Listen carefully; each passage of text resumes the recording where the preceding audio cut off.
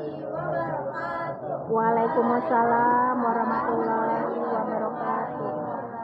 Kami dari kelompok 5 ingin menjelaskan tentang ketentuan khutbah, tablik dan dakwah. Khutbah adalah pidato atau ceramah resmi yang disampaikan pada waktu-waktu tertentu dengan tujuan memberikan nasihat, pengajaran dan pengingat kepada umat Islam. Dalam konteks ibadah, khutbah paling sering disampaikan dalam sholat Jumat, tetapi juga ada khutbah pada sholat Idul Fitri, Idul Adha, sholat Duha, dan sholat Istisqa atau meminta hujan. Yaitu ada ciri-ciri khutbah yang pertama disampaikan oleh khatib atau orang yang memberikan khutbah. Yang kedua, mengandung nasihat atau ajakan kebaikan dan peringatan untuk meningkatkan ketakwaan. Yang ketiga, menggunakan bahasa yang jelas, sopan dan mudah dipahami. Lalu ada tablik. Tablik adalah kegiatan menyampaikan ajaran Islam, nasihat atau pesan kebaikan kepada orang lain dengan tujuan mengajak mereka untuk beriman, beramal soleh, dan menjauhi perbuatan yang dilarang Allah. Kata tablik berasal dari bahasa Arab yaitu balagha yang artinya menyampaikan atau memberitahukan. Lalu ada ciri-ciri tablik. Yang pertama, materi yang disampaikan berarti ajaran Islam bersumber dari Al-Quran, hadis, dan nilai-nilai Islam yang benar. Kedua, bersifat mengajak dan memberi nasihat, mengarahkan pendengar untuk berbuat baik, meningkatkan iman, dan menjauhkan larangan Allah. Dan yang ketiga, disampaikan secara lisan, umumnya menggunakan ucapan langsung meskipun bisa dibantu dengan media lain. 4. Tidak memaksa, mengajuk dengan cara bijak, sopan, dan penuh hikmah. Selanjutnya ada dakwah. Dakwah adalah usaha mengajak, menyeru, dan membimbing orang lain untuk beriman kepada Allah, menjalankan ajaran Islam serta menjauhi larangannya dengan cara yang bijak dan penuh hikmah. Kata dakwah berasal dari bahasa Arab, dakwah yang berarti panggilan, seruan, atau ajakan. Ini penting dari dakwah, yaitu bersumber pada Al-Quran, hadis, dan ajaran Islam yang sahih, bisa dilakukan secara lisan, tulisan, perbuatan, atau peteladanan, bertujuan membentuk pribadi, keluarga, dan masyarakat yang bertakwa. Disampaikan dengan hikmat kebijaksanaan, mau'izah hasanah, nasihat yang baik, dan mujadalah billati, tidak akan berdialog dengan cara terbaik. Kesimpulan, khutbah, tablik dan dakwah merupakan sarana untuk menyampaikan ajaran Islam dan mengajak manusia berbuat baik serta menjauhi larangan Allah. Khutbah memiliki ketentuan waktu dan tata cara khusus, tapi menekankan penyampaian secara lisan dilakukan jamaah, sedangkan dakwah mencakup semua bentuk ajakan melalui ucapan, tulisan maupun jamaah.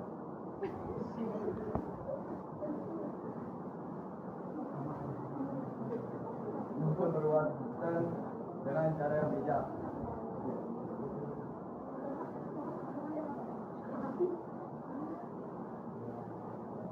Sekian penyampaian dari ketentuan khutbah, tablik, dan dakwah adalah yang sebenarnya. 3. Assalamualaikum warahmatullahi wabarakatuh. Waalaikumsalam warahmatullahi wabarakatuh. Nama saya Nusama Malia, saya dari kelompok 3. Pertanyaannya tentang khutbah. Mengapa khutbah dianggap penting dalam pelaksanaan sholat Jumat? Terima kasih. Wassalamualaikum warahmatullahi wabarakatuh. Waalaikumsalam warahmatullahi wabarakatuh. 3. Assalamualaikum warahmatullahi wabarakatuh. Waalaikumsalam warahmatullahi Saya wabarakatuh. Nadi Zahra dari kelompok 2. Saya ingin bertanya, tablik itu harus disampaikan dengan cara tidak memaksa. Tapi kan ada juga kewajiban amar ma'ruf nahi munkar. Gimana cara menyeimbangkan antara ajaran halus dan sikap tegas? 3. Assalamualaikum warahmatullahi wabarakatuh. Waalaikumsalam warahmatullahi wabarakatuh. Saya Siti Anissa Kumaira dari kelompok 6. Saya ingin nanya, apa hikmah dari adanya khutbah dalam pelaksanaan sholat Jumat? Wassalamualaikum warahmatullahi wabarakatuh. Waalaikumsalam warahmatullahi wabarakatuh. Assalamualaikum warahmatullahi wabarakatuh. Waalaikumsalam warahmatullahi wabarakatuh. Perkenalkan, nama saya Helmi Zulian dari kelompok 3. Saya ingin menanyakan bagaimana peran teknologi media seperti YouTube, TikTok, dan podcast dalam mengubah cara umat Islam memaknai khutbah dan otoritas keagamaan. Sekian pertanyaan dari saya. Wassalamualaikum warahmatullahi wabarakatuh. Waalaikumsalam warahmatullahi wabarakatuh. Assalamualaikum warahmatullahi wabarakatuh. Waalaikumsalam warahmatullahi wabarakatuh. Perkenalkan, nama saya Fahmi Rudiansyah dari kelas 12 W2. Saya dari kelompok 2. Di sini saya ingin bertanya mengenai khutbah. Bagaimana hukum khutbah Jumat jika khatib tidak memberi pujian kepada Nabi Muhammad dan kepada pujian Allah? Terima kasih. Wassalamualaikum warahmatullahi wabarakatuh. Waalaikumsalam warahmatullahi wabarakatuh. Assalamualaikum warahmatullahi wabarakatuh. Waalaikumsalam warahmatullahi wabarakatuh. Perkenalkan, nama saya Renaldi Saputra dari kelompok 6. Saya ingin bertanya, yaitu apa perbedaan antara khutbah, ceramah, dan tausiah? Sekian, terima kasih. Assalamualaikum warahmatullahi wabarakatuh. Waalaikumsalam warahmatullahi wabarakatuh. Assalamualaikum warahmatullahi wabarakatuh. Waalaikumsalam warahmatullahi wabarakatuh. Kan saya dari kelompok 6. Saya ingin bertanya, mengapa khutbah harus disampaikan dengan bahasa yang mudah dipahami jamaah? Terima kasih. Assalamualaikum warahmatullahi wabarakatuh. Waalaikumsalam warahmatullahi wabarakatuh. Saya Adina Natasha dari kelompok 2. Saya ingin bertanya, apa saja rukun dalam khutbah dan syarat-syarat khutbah dalam sholat Jumat jelaskan secara lengkap. Waalaikumsalam warahmatullahi wabarakatuh. Nama saya Nurul Kaulia dari kelompok 1. Ingin bertanya, bagaimana prinsip amal ma'ruf nahi munkar dapat diterapkan dalam khutbah di era digital tanpa menimbulkan polarisasi umat? Adi nulisnya 2. Adi. 2. Adi.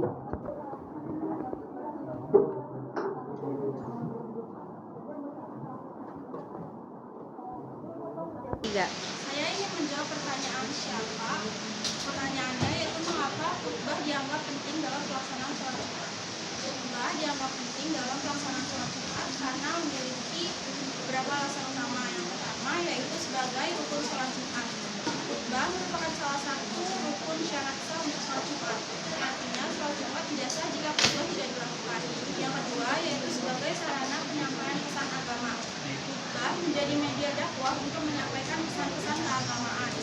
Melalui khutbah, khatib menyampaikan nasihat dan pengingat tentang ketaatan kepada Allah, peringatan akan dosa dan kemaksiatan, dan motivasi berbuat baik dalam kehidupan sehari-hari. Lalu yang ketiga yaitu sebagai sarana pembinaan umat. Khutbah Jumat menjadi sarana pembinaan moral dan sosial umat Islam. Melalui khutbah, jamaah diberi pemahaman tentang persatuan umat, kepedulian sosial, dan tanggung jawab sebagai muslim dalam masyarakat. Jadi, khutbah sangat penting karena merupakan rukun sholat Jumat, sarana dakwah, pengganti 2 rakaat zuhur, dan wadah pembinaan umat. Tanpa khutbah, sholat Jumat tidak sah. Lalu saya akan menjawab pertanyaan Siti Anissa. Apa saja rukun khutbah Jumat yang harus dipenuhi oleh khatib? Jawabannya Ibu, rukun khutbah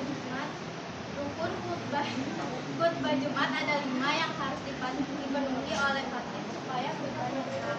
Yang pertama, memuji Allah. Di setiap doa khutbah pertama dan kedua harus ada pujian kepada Allah seperti alhamdulillah. 2, membaca salawat kepada Nabi Muhammad. Juga wajib di 2 khutbah. 3, berwasiat atau mengingatkan jamaah untuk bertakwa kepada Allah. Dan yang keempat, membacakan 1 ayat Al-Quran pada salah satu khutbah, umumnya dibacakan di khutbah pertama. Dan kelima, berdoa untuk kaum muslimin pada khutbah kedua. Isinya doa kebaikan untuk umat Islam seperti meminta ampun, rahmat, dan keselamatan. Jelas?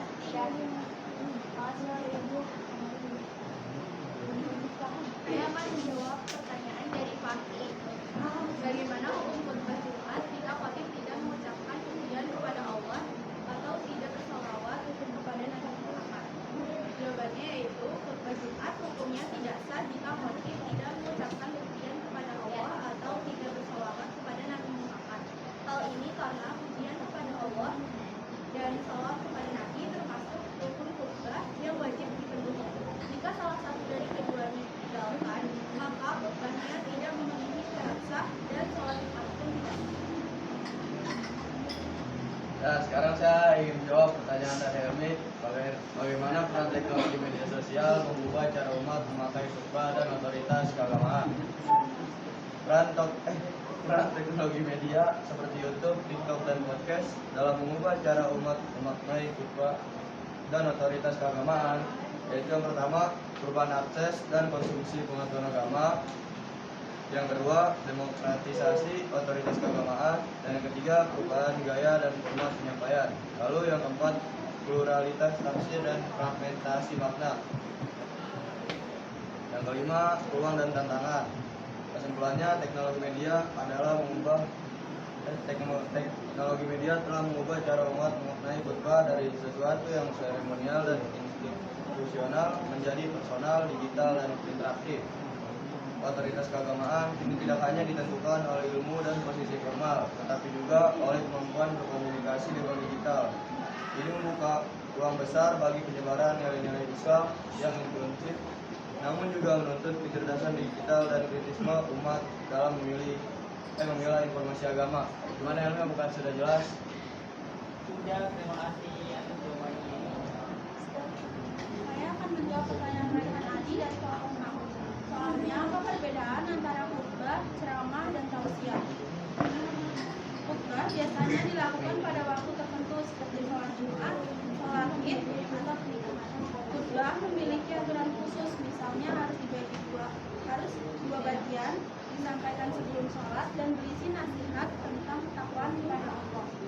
Orang yang menyampaikan disebut khatib, dan khutbah bersifat wajib dalam pelaksanaan sholat Jumat. Lalu ada ceramah, dapat dilakukan kapan saja dan di mana saja, misalnya dalam pengajian, sekolah, atau acara keagamaan. Ceramah tidak terikat aturan tertentu, lebih bebas dalam penyampaian, dan bertujuan untuk memberikan pengetahuan serta pemahaman agama kepada pendengar. Sementara tausiah bersifat lebih singkat dan sederhana, biasanya berupa nasihat ringan atau pengingat agar umat semakin mendekatkan diri kepada Allah. Tausiah sering disampaikan setelah sholat berjamaah atau dalam kegiatan keagamaan secara santai. Jadi, khutbah bersifat resmi dan wajib, lalu ceramah bersifat informatif dan mendidik, sedangkan tausiah bersifat nasihat singkat. Sudah jelas tadi? Dan saya akan menjawab pertanyaan Nazra dari kelompok 1. Pertanyaannya, bagaimana prinsip amar ma'ruf nahi munkar dapat diterapkan dalam konteks khutbah di era digital tanpa menimbulkan polarisasi umat? Jawabannya, prinsip amar ma'ruf nahi munkar di era digital bisa diterapkan lewat khutbah yang menunjukkan dan bijak. Khatib perlu menyampaikan kebaikan dengan bahasa yang edukatif dan relevan, memanfaatkan media digital secara bijak. Fokusnya pada persatuan dan nilai Islam supaya pesan dapat terkuat tanpa menimbulkan polarisasi umat. Bagaimana Nanda? Iya guys. Selanjutnya saya akan menjawab pertanyaan dari Radit. Mengapa khutbah harus disampaikan dengan bahasa yang mudah dipahami? Jawabannya, khutbah harus disampaikan dengan bahasa yang mudah dipahami jemaah agar pesan dan nasihat dapat disampaikan dengan jelas. Khutbah adalah memberi peringatan, masukan, dan pelajaran agama kepada jemaah. Jika bahasanya sulit atau tidak dimengerti, maka hikmah dan manfaat khutbah akan hilang dan jemaah tidak akan pesan yang disampaikan. Mungkin aku? Saya akan menjawab soal dari Sheila. Tabligh itu harus disampaikan dengan cara tidak memaksa, tapi kan ada juga perubahan amar ma'ruf nahi munkar dengan cara menyeimbangkan antara ajakan halus sama sikap tegas. Oke, cara menyeimbangkan antara ajakan halus atau tabligh dan sikap tegas amar ma'ruf nahi munkar. 1. Kami tujuannya mengajak bukan memaksa. Tabligh berarti menyampaikan pesan Islam, bukan memaksakan orang untuk langsung berubah. Allah Subhanahu wa taala berfirman dalam surat An-Nahl ayat 125, "Seluruh manusia pada jalan Tuhanmu dengan hikmah dan pelajaran yang baik, dan bantahlah mereka dengan cara yang lebih baik." Artinya, tugas seorang dai adalah menyampaikan dengan bijaksana, bukan memaksa atau memvonis. Hidayah tetap hak Allah, bukan hasil tangan manusia. 2. Amar ma'ruf nahi munkar tetap wajib, tapi dengan adab. Perintah amar ma'ruf nahi munkar mengajak pada kebaikan dan mencegah kemungkaran. adalah kewajiban sosial umat Islam, tapi cara melakukannya harus sesuai konteks dan kemampuan. Nabi Muhammad SAW bersabda, barang siapa di antara kalian melihat kemungkaran, hendaklah ia mengubahnya dengan tangannya. Jika tidak mampu, maka dengan lisannya. Jika tidak mampu juga, maka dengan hatinya. Dan itulah selama-lamanya iman. Hadis riwayat Muslim. Hadis ini menunjukkan bahwa ketegasan perlu, tapi bertingkat sesuai situasi kedekatan dan dampaknya.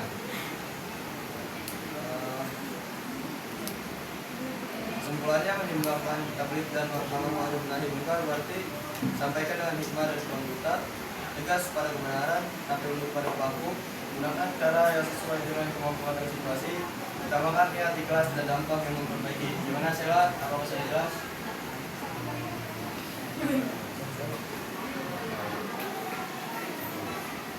Dan saya akan menjawab soal dari Ayu, apa saja rukun dalam khutbah dan syarat-syarat dalam khutbah Jumat. Jelaskan secara lengkap. 1. Pengertian khutbah Jumat. Khutbah Jumat adalah rangkaian ceramah atau nasihat yang disampaikan oleh khatib sebelum sholat Jumat yang berisi pesan keimanan, ketakwaan, dan bimbingan kepada jamaah. Khutbah ini merupakan rukun sholat Jumat, artinya sholat Jumat tidak sah tanpa khutbah. Dalilnya terdapat dalam hadis Rasulullah SAW biasanya berkhutbah dan khutbah duduk di antara keduanya. Hadis riwayat Bukhari dan Muslim. 2. Rukun khutbah Jumat. Rukun khutbah Jumat adalah bagian yang harus ada dalam khutbah agar sah. Jika salah satu ditinggalkan, maka khutbahnya tidak sah. Berikut rukun-rukun khutbah Jumat. 1. Mengucapkan puji-puji kepada Allah Subhanahu wa taala, 2. Membaca shalawat atas Nabi Muhammad. 3. Berwasiat atau mengajak kepada ketakwaan. 4. Membacakan satu ayat Al-Quran pada salah satu khutbah. 5. Mendoakan kaum muslimin pada khutbah kedua.